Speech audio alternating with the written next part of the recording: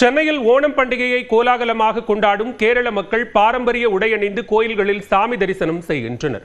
கேரளாவில் ஆவணி மாதம் அஸ்தம் நட்சத்திரம் முதல் திருவோண நட்சத்திரம் வரை 10 நாட்கள் ஓணம் கொண்டாடப்படுகிறது. கேரள மக்கள் தங்களது இல்லங்களில் மகாபலியை வரவேற்கும் விதமாக வாசலை பூக்களால் அலங்கரித்து புத்தாடை அணிந்து கோவிலுக்கு செல்வதுடன் அண்டை வீட்டாருடன் இனிப்புகளை பகிர்ந்து கொள்வார்கள். அந்த வகையில் இந்த ஆண்டு ஓணம் பண்டிகை கொண்டாட்டம் சென்னையிலும் களை கட்டியுள்ளது. கோடம்பாக்கம் மகாலிங்கபுரத்தில் உள்ள ஐயப்பன் கோயிலில் பலவித பூக்களை கொண்டு அத்தப்பூ கோலமிட்டு சாமிக்கு சிறப்பு பூஜை செய்யப்பட்டது. தொடர்ந்து கேரள மக்கள் பாரம்பரிய உடையில் கோயிலுக்கு வந்த ஐயப்பனை தரிசித்து வருகின்றனர். குடும்பத்துடன் பலவித உணவு வகைகளை சமைத்து கடவுளுக்கு படைத்து ஓணம் பண்டிகையை சிறப்பாக கொண்டாடுவதாக அவர்கள் மகிழ்ச்சி தெரிவிக்கின்றனர்.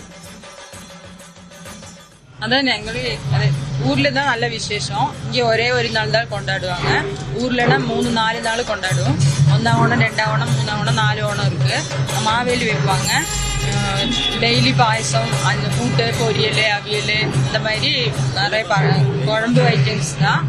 அதான் செலிப்ரேஷன். கேரளாவில் ஓணம் கொண்டாடுறதுக்கு மீன்ஸ் அங்கே வந்து ஹியூஜ், அங்கே எல்லா ரிலிஜியனும் கொண்டாடுவாங்க. இந்து, கிறிஸ்டின், முஸ்லீம்ஸ், இப்படி எந்த ஒரு இதுவும் கிடையாது. எல்லாமே யுனைடடாக கொண்டாடுவோம். அங்கே கொண்டாடுறதுக்கு இங்கே கொண்டாடுறதுக்கு நிறைய வித்தியாசம் இருக்குது. அங்கேனா நல்ல சத்யா, அப்புறம் சத்யா முடிச்சு அப்புறம் நிறைய ஸ்போர்ட்ஸ் ஆக்டிவிட்டீஸ் எல்லாமே இருக்கும். பட் அந்த ஆக்டிவிட்டீஸ்லாம் இங்கே அவ்வளோவா இருக்காது.